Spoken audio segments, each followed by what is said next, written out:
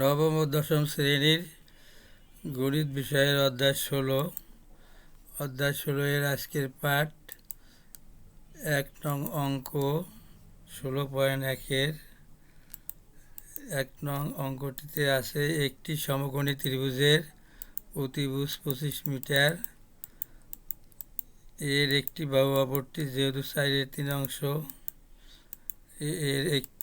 এর ভূমি এবং লম্ব দৈর্ঘ্য নির্ণয় করতে হবে। তাই সমকোণী ত্রিভুজটির সমকোণ ৯০ ডিগ্রি, এর বিপরীত বাহু এসি সমান ২৫ মিটার। আমরা জানি সমকোণী ত্রিভুজের সমকোণের বিপরীত বাহুকে অতিভুজ বলে।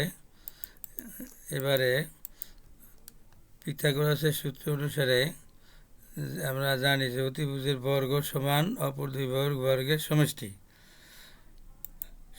সেই ক্ষেত্রে অতিভুজ এসি, ভূমি বিসি, লম্ব এবি। তো এসি এর মান ২৫ মিটার, অতিভুজ এসি, এবং ধরে নিয়েছিলাম ভূমি বিসি এর মান 4x মিটার, ভূমি বিসি। লম্ব এবি এর মান ধরে নিয়েছিলাম 3x মিটার। তার উপরে স্কোয়ার তো আছেই।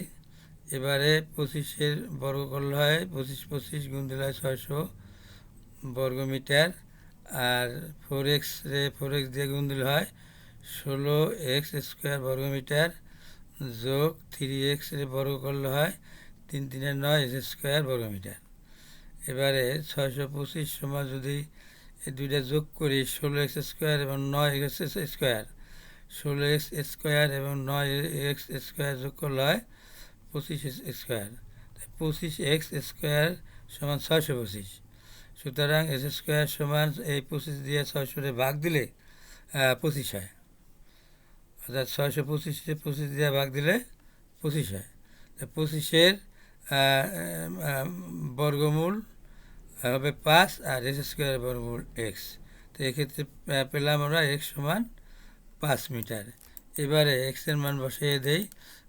আমি পূর্বেই জানি যে ভূমি বিসির মান ছিল 4x মিটার, সুতরাং 4 এক্সের মান 25, 4 আর এক্সের মাঝখানে গুণ ধরতে হয়, এই কারণে চারিপাশে 20 মিটার এটা ভূমির দৈর্ঘ্য। এবার লম্বের দৈর্ঘ্য ধরে নিয়েছিলাম 3x মিটার, এক্সের মান 5 পেয়েছি, 3 গুণ 5 সমান 15 মিটার।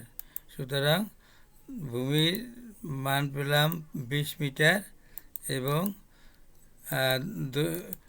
লম্বের মান পেলাম 15 মিটার। শিক্ষার্থীরা, তোমরা এই ভিডিওটি সবাইকে শেয়ার করে দেবা, যাতে করে তারা শিখতে পারে।